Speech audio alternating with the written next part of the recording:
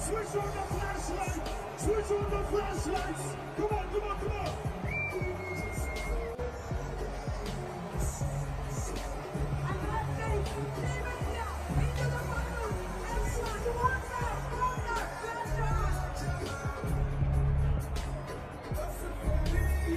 Phones out, flashlights on.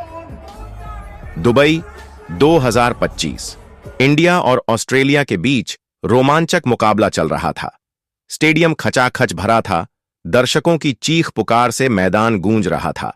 भारतीय team बल्लेबाजी कर रही थी और केएल राहुल क्रीज पर डटे थे। तभी एक ऐसा वाकया हुआ जिसने सभी को चौंका दिया। केएल राहुल ने फैन के लिए किया दिल जीतने वाला काम। जी हां दोस्तों, बीच मैदान में राहुल को गले लगाना एक भारतीय फैन के लिए बहुत भारी पड़ गया। दुबई सरकार ने उस पर भारी जुर्माना लगा दिया और उसे हवालात में डाल दिया। इस खबर के बाद केएल राहुल का भी दिल पिघल गया और उन्होंने अपने फैन की मदद के लिए बड़ा ऐलान कर दिया। उनका बयान सुनकर आप भी उनकी दरिया दिल्ली को सलाम करेंगे? जी हां, बताएंगे। पूरी खबर तो वीडियो को अंत तक जरूर देखें और अगर आप भी केएल राहुल के फैन हो तो इस वीडियो को एक लाइक जरूर करें। दोस्तों, आईसी चैंपियंस ट्रॉफी के पहले सेमीफाइनल में भारत ने ऑस्ट्रेलिया को 4 विकेट से हराकर फाइनल में अपनी जगह पक्की कर ली। यह मुकाबला दुबई इंटरनेशनल क्रिकेट स्टेडियम में खेला गया, जिसमें केएल राहुल ने विनिंग शॉट लगाकर भारत को जीत दिलाई।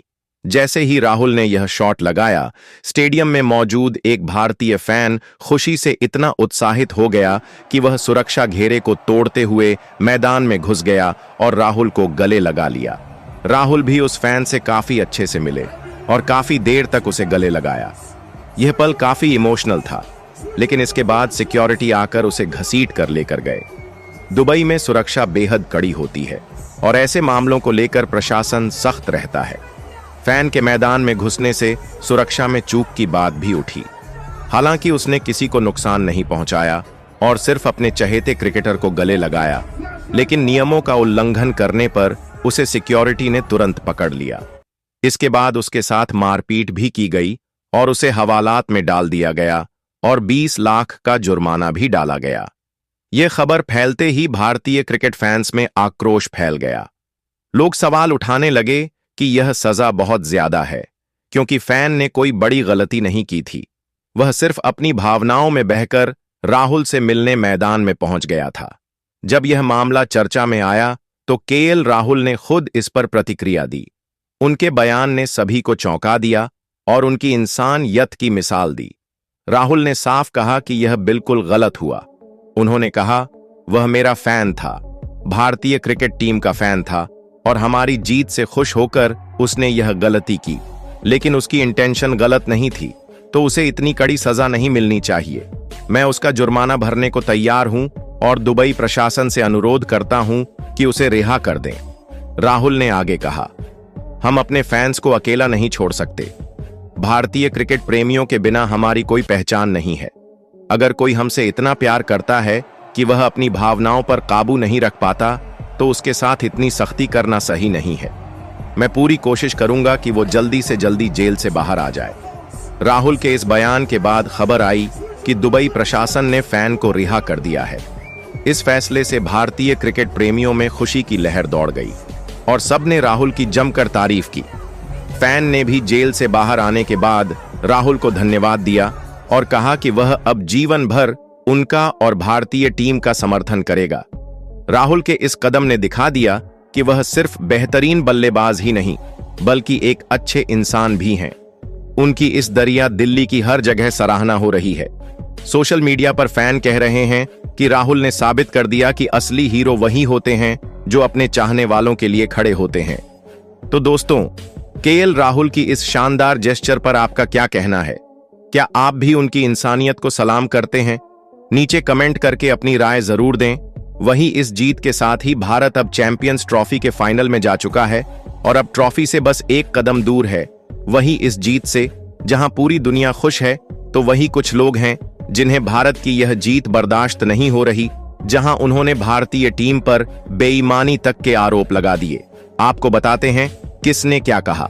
सबसे पहले पाकिस्तान के पूर्व क्रिकेटर कामरान अकमल ने बात करते हुए कहा कि भारत का फाइनल जाना कोई बड़ी बात नहीं है।